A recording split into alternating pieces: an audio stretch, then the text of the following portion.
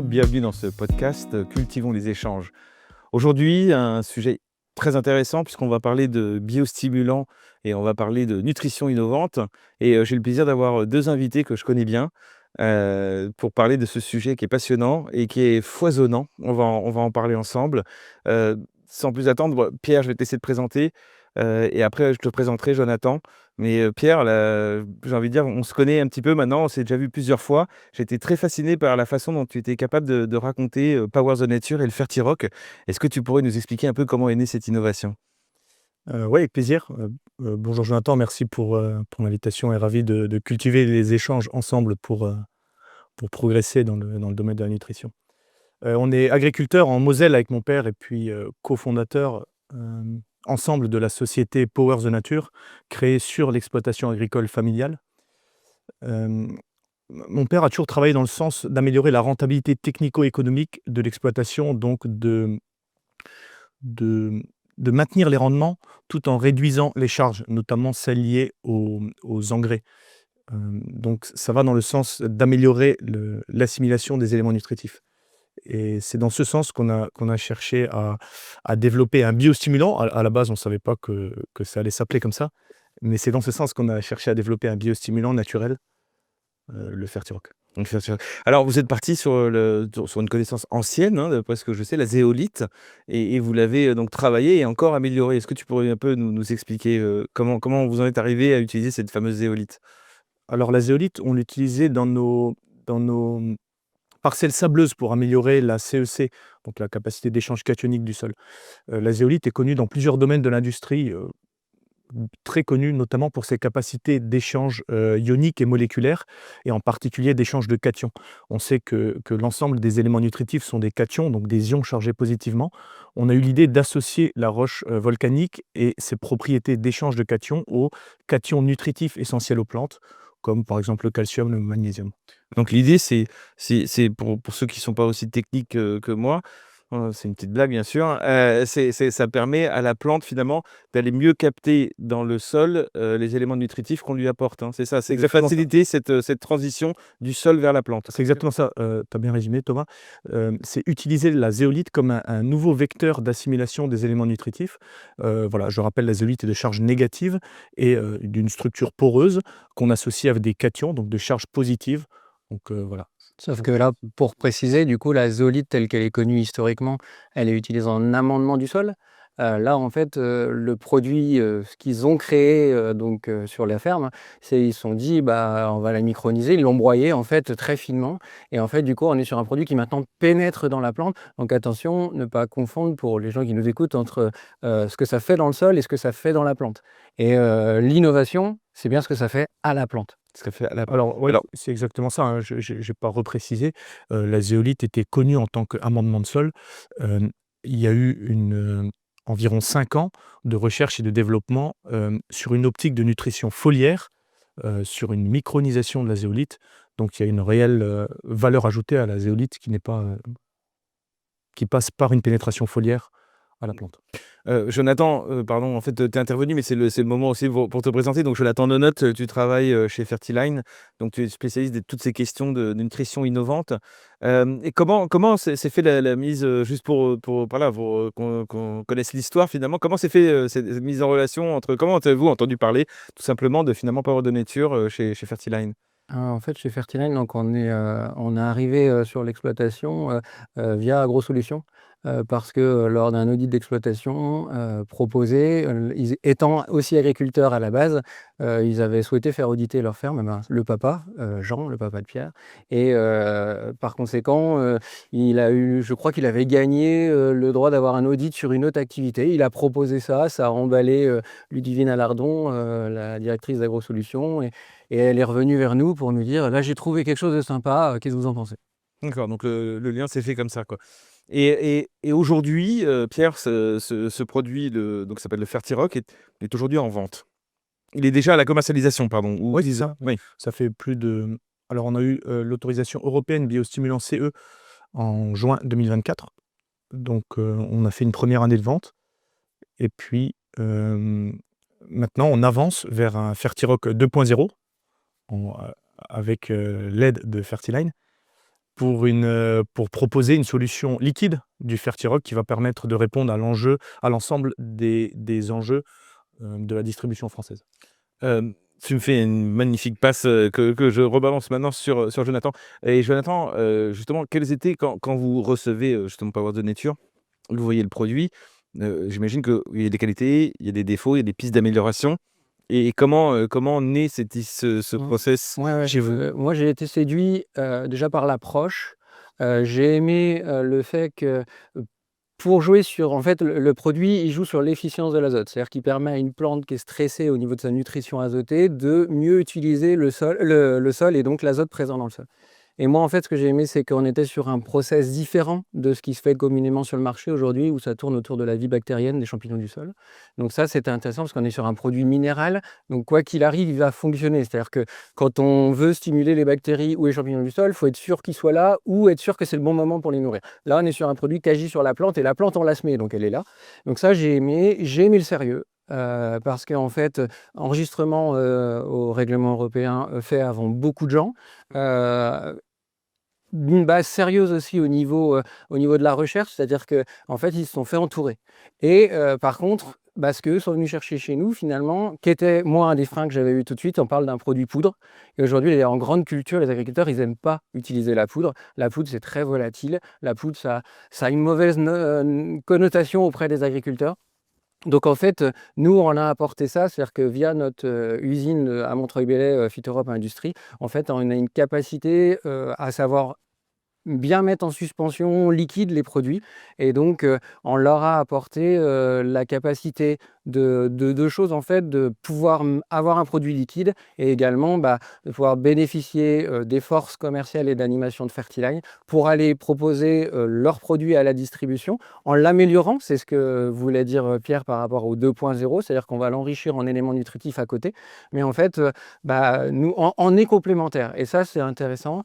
Et au-delà de tout ça, ce que j'ai aimé, c'est que c'est aussi devenu, maintenant ça fait presque 2 ans qu'on se côtoie, c'est en train de devenir aussi une aventure humaine. Mmh. Juste, j'ai entendu, quand on va au salon de l'agriculture, quand on va dans beaucoup de salons agricoles, c'est une question un peu provocatrice, je fais exprès, on voit aussi beaucoup de confrères à vous, proposer, des produits, autour des biostimulants. Ça a été, le mot qui a été, alors je j'aime pas le mot à la mode, mais qui a été beaucoup usité, ces dernières années.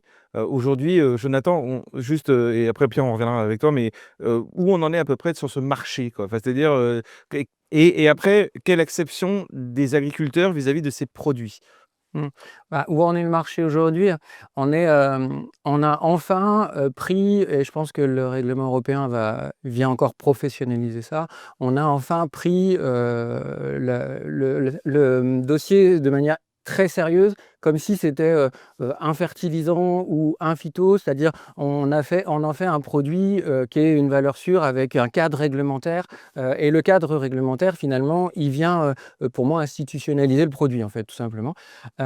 Après, il y a autre chose, c'est que malgré tout le contexte, pédoclimatique, il évolue, c'est de plus en plus dur de produire. Donc effectivement, aller stimuler une plante dans les années 80-90, quand on était sur un vrai climat avec, il pleuvait pendant 3 jours et puis, il y avait du soleil pendant 5 jours, ça apportait pas forcément grand-chose. Aujourd'hui, tout le monde le sait, en agriculture, on vit des grandes périodes, 3 semaines de sec, ou 2 mois de pluie, sans arrêt. Donc en fait, les plantes sont quand même beaucoup plus soumises au stress et donc les biostimulants du coup se trouvent un cadre technique bien plus important. Après aujourd'hui, il y a encore du travail à faire et le travail qu'on fait nous, c'est de se dire, dans quelle situation mon produit va fonctionner? Qu'est-ce qu'il apporte à l'agriculteur? C'est-à-dire qu'aujourd'hui, si le produit alors le produit il agit sur l'azote, mais pour parler aux gens, si je disais, je vais mettre un produit pour que la plante elle ait moins soif et que je le mets en condition, l'hiver quand il pleut, ça sert à rien, quoi. Voilà. Donc là, en fait, nous, c'est de se dire, mon produit, dans quelle situation il est efficace? Et c'est vraiment là-dessus qu'il y a encore du chemin à faire et que, sans toute modestie bien gardée, nous, on est sur le bon chemin. Moi, Pierre, dans ton discours, quand je dis discours, c'est la façon dont tu racontes l'histoire. Il y a un élément que je trouve, qui nous rapproche, In Vivo Ag et Power de Nature. C'est l'élément où tu parles de la rentabilité des exploitations. En mettant, bien sûr, en n'opposant pas, on va dire, écologie et rentabilité, mais surtout, j'aime bien son approche de bien expliquer que c'est un élément, en fait, enfin, d'utiliser le Fertirock, permet à l'agriculteur, finalement, d'optimiser ses apports. Donc c'est aussi bien bon d'un côté pour le sol, pour, l'environnement, ce que tu veux, mais c'est aussi bon pour le portefeuille. C'est ça, oui. En fait, c'était l'optique où on a, disons que c'était le postulat de départ. On a cherché à améliorer la rentabilité technico-économique. Donc voilà, aujourd'hui, les engrais agricoles coûtent cher. L'idée, c'était de pouvoir réduire tout en maintenant les rendements et c'est ce qu'on a réussi à faire. Si je peux juste rebondir un peu sur la crédibilité des produits, on a obtenu on a eu l'idée du biostimulant, on a réussi à développer un principe actif. Hem, Quand on est allé voir Fertiline, on avait obtenu 2 publications qui ont été validées par les pairs. Ça a un sens, une publication validée par les pairs. Aujourd'hui, une publication, pour qu'un institut s'engage à publier dans un journal à comité de lecture, c'est 3 années consécutives de résultats significatifs. Donc c'est très important. Il faut savoir faire la part des produits aujourd'hui, de l'ensemble des produits qui sont sur le marché. Il faut savoir identifier les produits qui ont suivi un processus de validation scientifique. On a obtenu 2 publications validées par les pairs, on a obtenu une certification européenne et c'est dans ce sens qu'on a réussi à améliorer le produit avec, Fertiline. Et demain, enfin, je veux dire, le Fertirock, liquide ou le Fertirock en général, est-ce qu'on est, capable économiquement aujourd'hui de donner des chiffres concrets? C'est des agriculteurs aujourd'hui qui nous écoutent. Est-ce qu'il y a ce qu'on appelle dans le jargon de la communication, du marketing, une promesse quoi, sur, Oui, sur des oui, on sait le faire. gains quoi, des gains, c'est-à-dire, j'ai envie de dire, à la fin sur mon bilan d'exploitation, On sait le faire avec on sait déjà, en fonction de la situation dans laquelle le contexte pédoclimatique, encore une fois, dans lequel on sait déjà, quel potentiel de risque on peut prendre pour baisser la dose d'azote. Parce que ça, c'est très important. C'est qu'aujourd'hui, les agriculteurs, ils ont besoin qu'on leur dise: «Attention, jusqu'à telle dose, tu ne prends pas de risque». Et donc ça, c'est déjà, engageant. C'est-à-dire que nous, on s'engage, voilà, là, tu prends pas de risque et donc on sait quelle valeur financière ça a. Donc l'idée, c'est aujourd'hui, si on veut changer les pratiques, si on veut emmener l'agriculteur au changement de pratique, bah, il faut que ce qui, permet de baisser son intrant, que j'appellerais conventionnel, son intrant habituel, c'est que, bah, le produit qui permet ça coûte moins cher que l'intrant conventionnel. Sinon, il n'a pas vraiment d'intérêt économique à y aller. Donc là, c'est là-dessus que nous, on cherche à aller, au fait.